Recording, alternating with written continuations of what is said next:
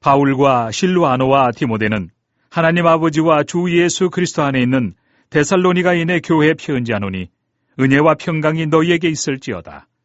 우리가 너희 모두로 말미암아 항상 하나님께 감사하며 기도할 때 너희를 기억함은 너희의 믿음의 역사와 사랑의 수고와 우리 주 예수 그리스도에 대한 소망의 인내를 우리 하나님 아버지 앞에서 끊임없이 기억함이니 하나님의 사랑하심을 받은 형제들아 너희를 택하심을 아노라.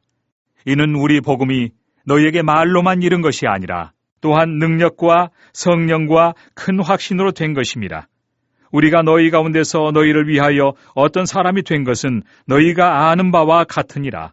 또 너희는 많은 환난 가운데서 성령의 기쁨으로 말씀을 받아 우리와 주를 본받은 자가 되었으니 그러므로 너희가 마게도냐와 아가야에 있는 모든 믿는 자의 본이 되었느니라.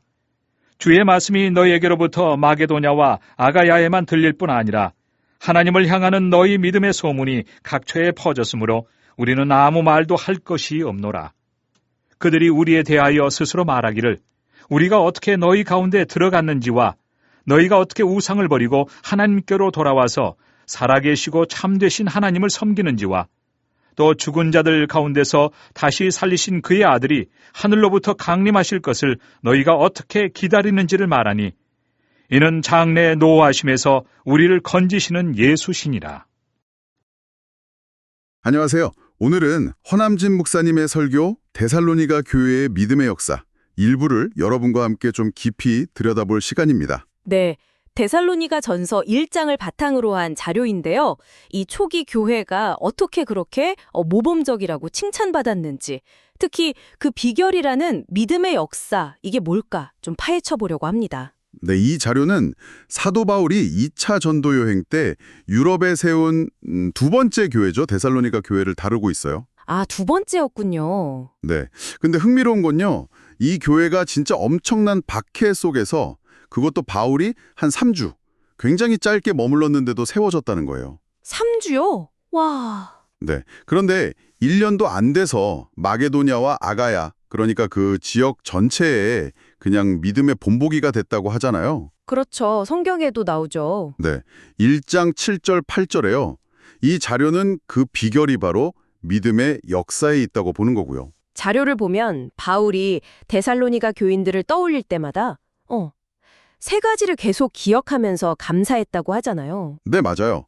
데살로니가전서 1장 3절 말씀이죠. 그 믿음의 역사, 사랑의 수고, 소망의 인내. 오늘은 그 첫 번째, 이 믿음의 역사에 좀 집중해 보려고 하는데요. 이게 그냥 우리가 보통 말하는 믿음하고는 좀 다른 건가요? 네, 정확히 보셨어요. 이 설교 자료가 그걸 구분하고 있습니다. 그냥 예수님 믿어서 구원받는다. 이런 차원의 믿음하고는 약간 다르다는 거죠. 아, 어떤 점이 다른 거죠? 여기서 말하는 믿음의 역사, 원어로는 투 에르구 테스피스테우스라고 하는데요. 이걸 직역하면 그 믿음의 일 또는 믿음에서 나온 행함, 뭐 이런 뜻이에요. 믿음의 일, 믿음을 행함. 네, 그러니까 단순히 하나님 계시지 이렇게 머리로 아는 걸 넘어서는 거예요. 그 믿음이 구체적인 어떤 행동이나 결과로 나타나는 것. 아하. 네, 하나님이 지금도 살아서 일하시고 때로는 뭐 기적도 일으키신다는 걸 진짜 믿으니까 그 믿음 때문에 삶에서 뭔가 행동하고 변화가 나타나는 거죠. 그런 열매나 증거라고 할까요? 아, 그러니까 머리로만 아는 게 아니라 진짜 삶에서 작동해서 무언가를 만들어내는 거군요. 눈에 보이거나 경험되는 그런 거요. 그렇죠. 바로 그거죠. 자료에서 되게 흥미로운 비유를 들더라고요.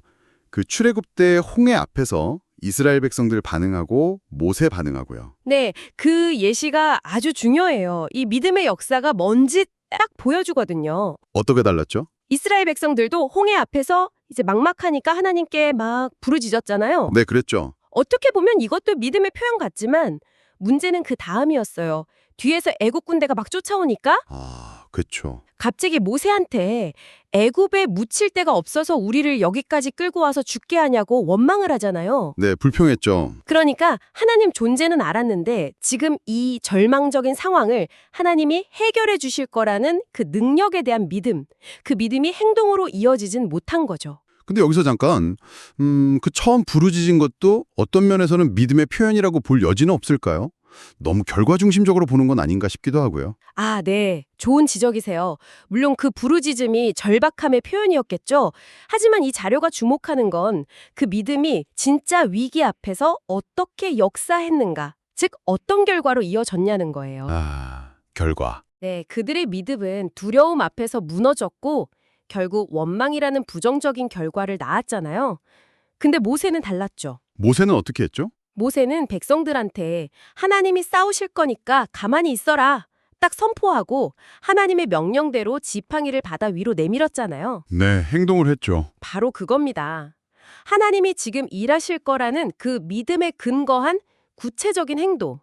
그게 있었기에 홍해가 갈라지는 기적, 즉 믿음의 역사가 일어난 거죠. 그러니까 그냥 마음 상태를 넘어서는 거예요. 그렇군요. 그러니까 행동 이전에 그 믿음의 깊이 자체가 달랐다는 거네요. 하나님의 능력을 신뢰하는 그 정도가. 그렇죠. 그렇게 볼 수 있겠습니다. 그럼 다시 데살로니가 교회로 돌아와서 보면 그들이 우상을 버리고 살아계신 하나님께 돌아왔다고 하잖아요. 그리고 예수님이 다시 오실 것을 기다렸다고. 네, 1장 9절 10절 말씀이죠. 이 설교에서는 바로 이것 자체가 그들의 믿음의 역사를 보여주는 증거라고 해석하는 거군요. 맞습니다. 그냥 나 이제 하나님 믿을래? 선언한 게 아니라 삶의 방향, 가치관을 완전히 바꿔버린 그 실제적인 변화. 그게 바로 믿음이 만들어낸 역사라는 거죠. 하긴 그 당시 사회에서 우상을 버린다는 건 엄청난 일이었죠. 사회적으로, 경제적으로 불이익은 물론이고 생명의 위협까지도 있었을 텐데요. 그렇죠. 그럼에도 그들이 그런 변화를 선택할 수 있었던 건 살아계신 하나님의 능력을 믿는 그 믿음이 진짜 그들 삶에서 작동하고 있었기 때문이라는 거죠. 강력한 믿음이었네요. 네. 그리고 이 믿음의 역사가 그냥 개인적인 체험으로 끝나지 않았다는 걸 또 강조해요. 어떤 면에서요? 모세 한 사람의 믿음이 이스라엘 전체를 구했듯이 데살로니가 교회의 그 살아있는 믿음의 역사가 입소문처럼 퍼져나간 거예요. 마게도냐와 아가야 전체예요. 네. 그래서 다른 믿는 사람들에게 아주 강력한 도전도 되고 또 본보기가 되었다는 거죠. 믿음이 또 다른 믿음을 낳는 그런 선순환이요. 그 영향력까지 그게 데살로니가 교회가 보여준 믿음의 역사의 또 다른 중요한 모습이군요. 그렇습니다. 오늘 허남진 목사님의 설교 자료를 통해서 데살로니가 교회가 정말 초기 기독교의 모범으로 칭찬받았던 그 핵심 동력, 믿음의 역사에 대해 깊이 이야기 나눠봤습니다. 단순히 머리로만 동의하는 믿음이 아니라 네. 하나님께서 지금도 살아 역사하신다는 것을 진짜 굳게 믿고 그 믿음이 삶의 구체적인 변화와 행동으로 또 심지어 주변의 선한 영향력으로까지 이어지는 것. 이것이 그 혹독한 박해 속에서도 데살로니가 교회를 그렇게 역동적으로 만든 힘이었다는 게 참 인상 깊네요. 네, 맞아요. 이 자료는 결국 하나님을 믿는다는 게 그분의 존재 자체를 믿는 걸 넘어서 그분이 지금 우리 삶 속에서 일하시고 만들어 가시는 그 살아있는 이야기를 믿고 어쩌면 그 이야기에 우리가 동참해서 함께 써내려가는 것임을 보여주는 것 같아요. 살아있는 이야기. 좋네요. 그렇죠. 그럼 이제 자연스럽게 우리 자신에게 질문하게 되죠. 오늘 여러분의 믿음은 어떤 역사를 만들어내고 있나요? 꼭 거창한 기적이나 눈에 보이는 결과가 아니더라도요. 여러분의 아주 사소한 일상의 선택, 작은 행동 속에서 여러분의 삶과 또 주변 사람들에게 어떤 구체적인 변화와 영향을 만들어내고 있는지 한번 잠시 돌아보는 시간을 가져보시는 것도 이 자료를 통해 얻을 수 있는 참 의미 있는 성찰이 아닐까 싶습니다.